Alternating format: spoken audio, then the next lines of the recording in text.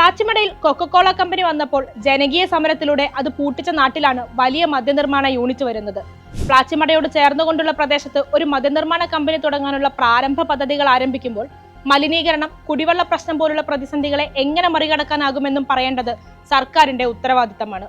ഉഷ്ണമേഖല പ്രദേശമായ കുടിവെള്ള പ്രശ്നം പൊതുപ്രശ്നമായ നാട്ടിലാണ് വലിയ തോതിൽ വെള്ളം ആവശ്യമായി വരുന്ന കമ്പനിക്ക് അനുമതി ലഭിക്കുന്നത്.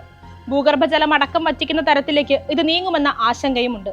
എന്നാൽ ഇത്തരം ആശങ്കകൾ വേണ്ടെന്നാണ് സർക്കാർ അവകാശപ്പെടുന്നത്. ഒയാസിസിന് അനുമതി നൽകിക്കൊണ്ടുള്ള ഉത്തരവിൽ പറയുന്നത് പ്രകാരം കമ്പനിക്ക് ആവശ്യമായ ജലം നൽകുന്നതിന് വാട്ടർ അതോറിറ്റി അനുമതി നൽകിയിട്ടുണ്ട്. നിലവിലെ നിയമപ്രകാരം റെയിൻ വാട്ടർ ഹാർവെസ്റ്റിംഗ് നടത്തി മഴവെള്ളം സംഭരിക്കാനുള്ള പദ്ധതിയും ഉൾപ്പെടുത്തിയിട്ടുള്ളതിനാൽ ജലചൂഷണം ഒഴിവാക്കാനാകുമെന്നാണ് അനുമാനം.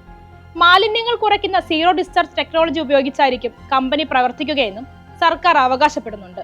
കാർഷിക വിളകൾ കൂടുതലായി ആവശ്യം വരുന്നതിനാൽ കർഷകരെയും തൊഴിലാളികളെയും സഹായിക്കുന്ന തരത്തിലാകും കമ്പനിയുടെ പ്രവർത്തനമെന്നും പറയുന്നു.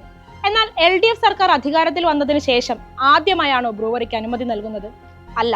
2018 സമാനമായി ബ്രൂവറിക്ക് സർക്കാർ അനുമതി നൽകിയെങ്കിലും വിവാദങ്ങളെ തുടർന്ന് നടപടി റദ്ദാക്കുകയായിരുന്നു.